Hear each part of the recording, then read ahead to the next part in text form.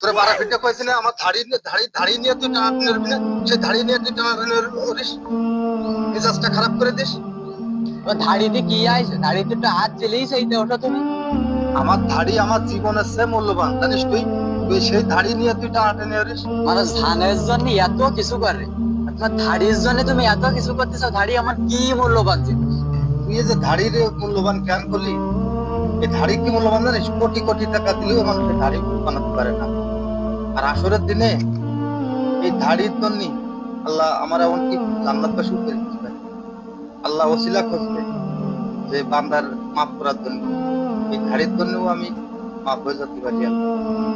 আসলে চাচা, ধাড়ি যাদের ওঠে না তারাই বোঝে ধাড়ির মর্ম।